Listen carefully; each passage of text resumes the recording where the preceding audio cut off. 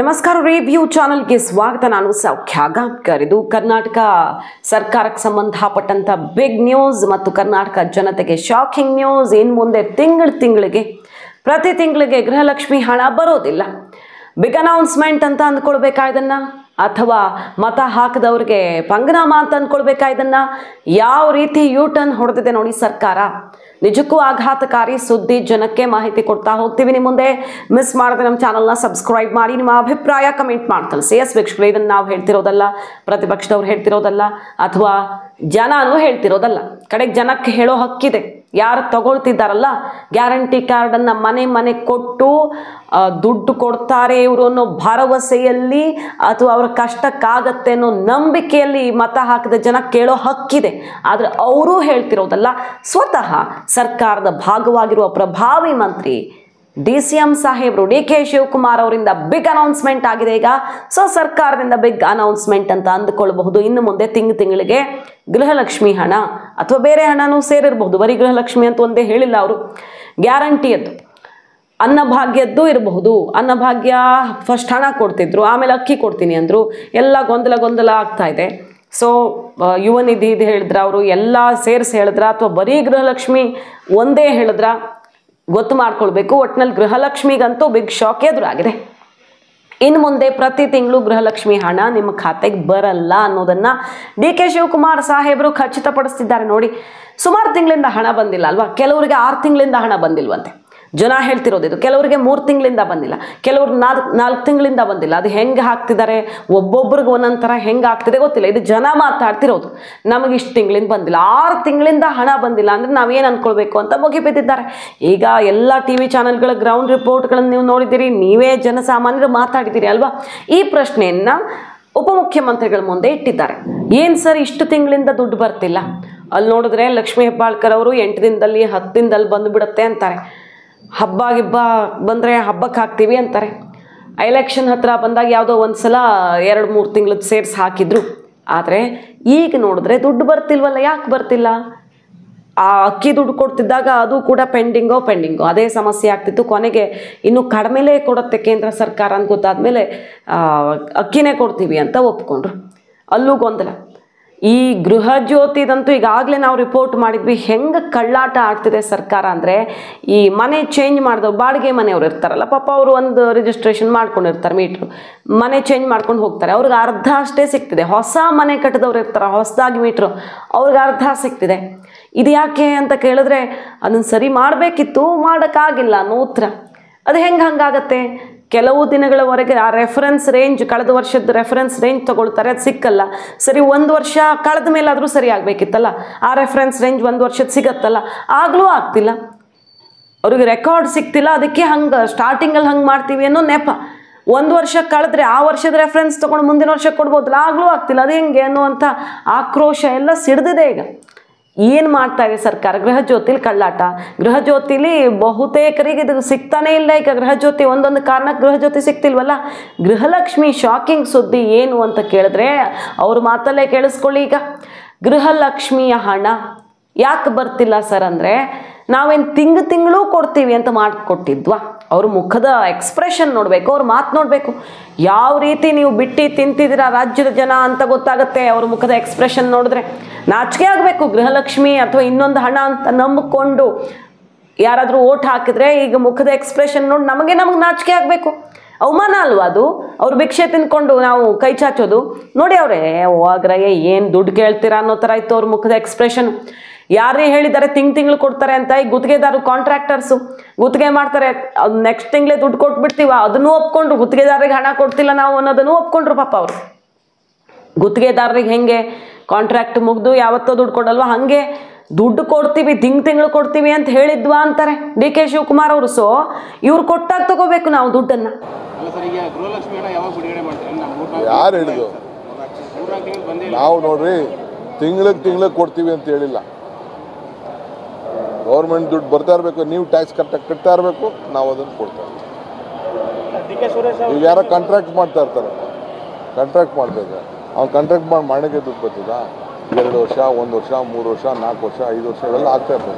ಚುನಾವಣೆ ಟೈಮಲ್ಲಿ ಹೇಳಿಲ್ಲ ಸರ್, ನಾವು ಯಾವಾಗ ಒಂದೊಂದ್ಸಲ ಕೊಡ್ತೀವಿ ಅಂತ. DK ಸುರೇಶ್ ಅವರೇನು ಅಧ್ಯಕ್ಷರಾಗ್ತಾರೆ? ನೀವು ಅವ್ರನ್ನ ಕೇಳಿ.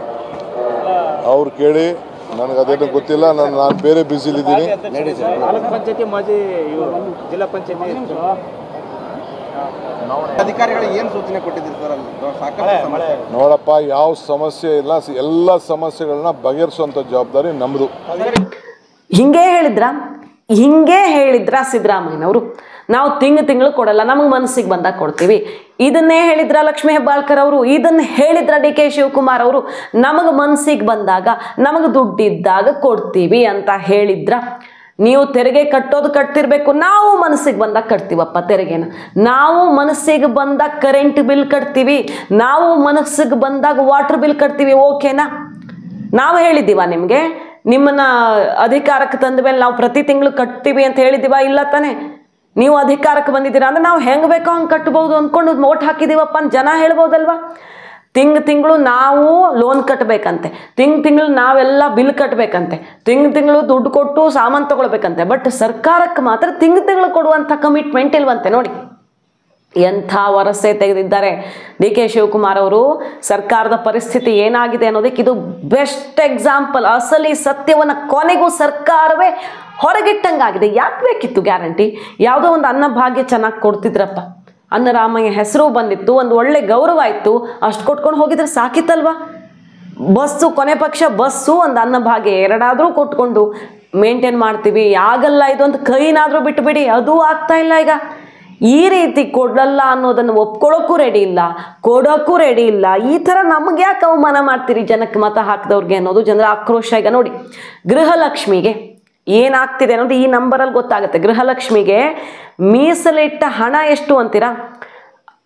24,000 ಕೋಟಿ ಬೇಕು ಅಂತ ಹೇಳಿದರು. ಎಷ್ಟು ಬೇಕಾಗುತ್ತೆ? ಎಲ್ಲ ಓವರಾಲ್ ಇಷ್ಟು 1,000 ಕೋಟಿ ಬೇಕು ಗೃಹಲಕ್ಷ್ಮಿಗೆ, ಅದರಲ್ಲಿ 24,000 ಕೋಟಿ ಅಂತ ಹೇಳಿದ್ದು. ಆದರೆ 2024-25ರಲ್ಲಿ ಅದು ಏನು ಮ್ಯಾಜಿಕ್ ಆಯಿತೋ ಏನೋ, 9,657 ಕೋಟಿ ಮಾತ್ರ ಕೊಟ್ಟಿದ್ದಾರೆ ಗೃಹಲಕ್ಷ್ಮಿಗೆ ಅನ್ನೋದು ಲೆಕ್ಕ. ಸದ್ಯ ಶೇರ್ ಆಗ್ತಿರುವಂಥ ನಂಬರ್ಸ್ ಇದು. ಈಗ ಸದ್ಯದ 2024-25ರ ಅವಧಿಯಲ್ಲಿ ಇಷ್ಟೇ ಕೊಟ್ಟಿರೋದು ಅನ್ನೋದು ಅಸಮಾಧಾನ, ಆಕ್ರೋಶ ಎದ್ದಿದೆ. BJP ಈಗ ಮುಗಿ ಬೀಳ್ತಿದೆ. ಅದು ಹಂಗಾದ್ರೆ 24,000 ಕೋಟಿಯಲ್ಲಿ 9,000 ಅಥವಾ 9,500 ಕೋಟಿಯಲ್ಲಿ ಅದು ಹೆಂಗೆ ಅಷ್ಟು ಕಡಿಮೆ ಆಯಿತು? ಇಷ್ಟು ಬೇಕು ಅಂದಿದ್ದು ಅಷ್ಟು ಕಡಿಮೆ ಆಯಿತು ಅಂದರೆ ಹೋಗ್ತಿಲ್ಲ ಅಂತಲ್ವ ದುಡ್ಡು ಅರ್ಥ? ಅಥವಾ ಯಾವ್ಯಾವುದೋ ಕಾರಣ ಹೇಳಿ ಸುಮಾರು ಜನನ ಆ ಲಿಸ್ಟಿಂದನೇ ತೆಗೆದಿದ್ದೀರಾ, ಅಥವಾ ಸೇರಿಸ್ಕೊಂಡೇ ಇಲ್ಲ, ಅಥವಾ ಸೇರಿಸ್ಕೊಂಡಿದ್ದೀರಾ ಕೊಡ್ತಿಲ್ಲ. ಈ ಮೂರರಲ್ಲಿ ಒಂದು ಆಗಿರಬೇಕು. ಇನ್ನು ಅನ್ನಭಾಗ್ಯಕ್ಕೆ 10,000 ಕೋಟಿ ಬೇಕು ಅಂತಲ್ವಾ? ಖರ್ಚು ಮಾಡಿದ್ದೆಷ್ಟು ಅನ್ನಭಾಗ್ಯಕ್ಕೆ? ಕಳೆದ ಅವಧಿಯ ಲೆಕ್ಕ ತಗೊಂಡ್ರೆ ಅನ್ನಭಾಗ್ಯಕ್ಕೆ 8,079 ಕೋಟಿ ಖರ್ಚಾಗಿದೆ ಅನ್ನೋದು ಲೆಕ್ಕ ಸಿಗ್ತಾ ಇದೆ. ಇನ್ನು ಯಾವುದು ಯುವ ನಿಧಿ ಲೆಕ್ಕ ತಗೊಂಡ್ರೆ, ಯುವ ನಿಧಿಗೆ ಹೇಳಿದ್ರಲ್ಲಿ ಬಹುತೇಕ ಅರ್ಧ ಅಷ್ಟೇ. ಅದು ಏನಾಗಿದೆ ಅನ್ನೋದ್ರ ಲೆಕ್ಕ ಯಾರಿಗೂ ಗೊತ್ತಾಗ್ತಿಲ್ಲ. ಯುವ ನಿಧಿ ಬಗ್ಗೆ ಯಾರು ಹೆಚ್ಚಿಗೆ ಮಾತಾಡ್ತಿಲ್ಲ. 650 ಕೋಟಿ ಮಾತ್ರ ಮೀಸಲಿಟ್ಟಿದ್ದಾರೆ ಅನ್ನೋದು ಗೊತ್ತಾಗ್ತಿದೆ. ವಾರ್ಷಿಕ 1,200 ಕೋಟಿ ಮೀಸಲಿಡಬೇಕಿತ್ತು, ಅದರ ಅರ್ಧ 650 ಕೋಟಿ ಮೀಸಲಿಟ್ಟಿದ್ದಾರೆ. ಗೃಹ ಜ್ಯೋತಿಗೆ ಈ ವರ್ಷ ಬರೀ 9,657 ಕೋಟಿ ಅಷ್ಟೇ ಮೀಸಲಾಗಿದೆ. ಹೇಳಿದ್ದೆಷ್ಟು? ಗೃಹ ಜ್ಯೋತಿ ಎಲ್ರಿಗೂ ಉಚಿತ, ಅವನಿಗೂ ಉಚಿತ, ಇವನಿಗೂ ಉಚಿತ, ಬಡವರು ಶ್ರೀಮಂತರು ಉಳ್ಳವರು ಇಲ್ಲದೇ ಇರೋರು ಇಲ್ಲ, ಎಲ್ರಿಗೂ ಉಚಿತ ಅಂದ್ರಲ್ಲ.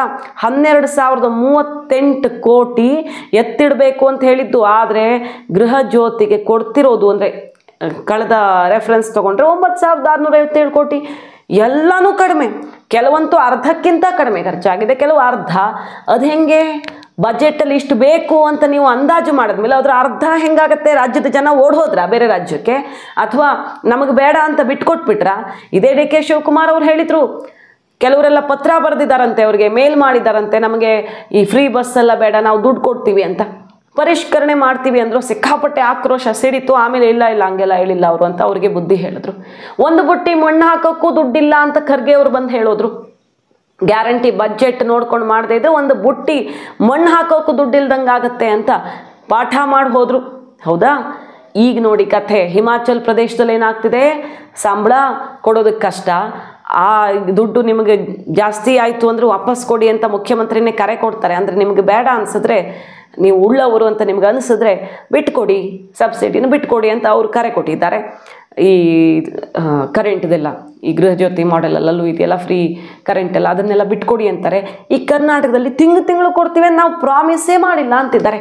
ಈಗ ಗೊತ್ತಾಯ್ತಾ? ಇನ್ನು ಮುಂದೆ ಗೃಹಲಕ್ಷ್ಮಿ ತಿಂಗಳು ಬರಲ್ಲ, ಅವ್ರು ಕೊಟ್ಟಾಗ ತೊಗೊಳ್ಬೇಕು. ಅದು 5 ವರ್ಷಕ್ಕೆ ಸೇರಿಸ್ಕೊಡ್ತಾರಾ ಅಥವಾ 1 ವರ್ಷದನ್ನ ಡಿಸೆಂಬರಲ್ಲಿ ಹಾಕ್ತಿರೋ ಅದನ್ನಾದರೂ ಹೇಳ್ಬಿಡಿ. ಇಂಥ ತಿಂಗಳಲ್ಲಿ ಬರುತ್ತೆ, ಅದಕ್ಕೆ ತಕ್ಕಂಗೆ ನಮ್ಮ ಹೆಣ್ಮಕ್ಳು ಚೀಟಿನೋ ಮತ್ತೊಂದೋ ಏನೋ ಪ್ಲ್ಯಾನ್ ಮಾಡ್ಕೊಂಡಿರ್ತಾರಲ್ಲ ಪಾಪ, ಅದಕ್ಕೆ ತಕ್ಕಂಗಾದರೂ ಪ್ಲ್ಯಾನ್ ಮಾಡ್ತಾರೆ. ನಾವು ಇಷ್ಟನೇ ತಾರೀಕಿಗೆ ಹಾಕ್ಬಿಡ್ತೀವಿ 5 ವರ್ಷದ ಸೇರಿಸಿ.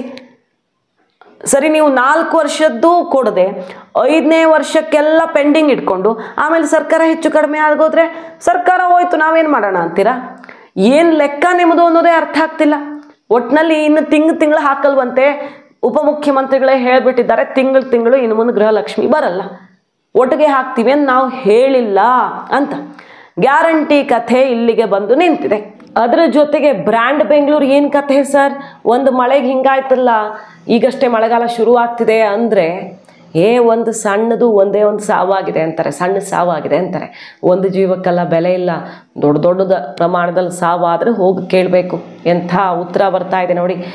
ಬೆಂಗಳೂರು ಏನು ಅಧ್ವಾನ ಆಗ ಕೂತಿದೆ ಅನ್ನೋದನ್ನು ಯಾರೂ ಏನು ಬಿಡಿಸಿ ಹೇಳಬೇಕಾಗಿಲ್ಲ. ಬಟ್ ಅದನ್ನು ಡಿ ಕೆ ಶಿವಕುಮಾರ್ ಅವ್ರನ್ನ ಒಬ್ಬರನ್ನೇ ಬ್ಲೇಮ್ ಮಾಡೋಕ್ಕಂತೂ ಆಗಲ್ಲ. ಯಾವ ಸರ್ಕಾರ ಬಂದರೂ ಬೆಂಗಳೂರು ಕಥೆ ಇಷ್ಟೇ, ಎಲ್ಲರ ಬ್ರ್ಯಾಂಡ್ ಬೆಂಗಳೂರು ಕಥೆನೂ ಇಷ್ಟೇ. ಆದರೆ ನಾನೇನೋ ಭಯಂಕರ ಬದಲಾವಣೆ ಮಾಡಿಬಿಡ್ತೀನಿ ಅಂತ ಹಠಕ್ಕೆ ಬಿದ್ದು ಖಾತೆ ಬೇರೆ ತಗೊಂಡು ಏನು ಮಾಡಿದ್ರಪ್ಪ ಡಿ ಕೆ ಶಿವಕುಮಾರ್ ಅವರು ಅಂತ ಈಗ ಜನ ಸಹಜವಾಗಿ ಪ್ರಶ್ನೆ ಕೇಳ್ತಾರೆ. ಅದ್ರ ಮೇಲೆ ಒಂದು ಸಣ್ಣ ಸಾವು ಅಷ್ಟೇ. ಸಣ್ಣದ್ರಿ ಅದು ಸಾವು, ದೊಡ್ಡದಾಗಲಿ ಆಗ ಬಂದು ಮಾತಾಡಿ. ಸಣ್ಣ ಸಾವಿಗೆಲ್ಲ ನೀವು ಹೋಗಬೇಡಿ ಉಪಮುಖ್ಯಮಂತ್ರಿಗಳ ಹತ್ರ, ಮುಖ್ಯಮಂತ್ರಿಗಳ ಹತ್ರ.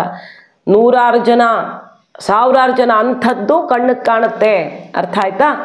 ಸೊ ಏನು ಮಾತಾಡಬೇಕು ಅನ್ನೋದು ಅರ್ಥ ಆಗ್ತಿಲ್ಲ. ಈಗ ಜನಪ್ರತಿನಿಧಿಗಳ ಬಳಿ ನಾವು ಏನೂ ಕೇಳದೆ ಬಾಯಿ ಮುಚ್ಕೊಂಡಿರೋದು ಬೆಸ್ಟ್.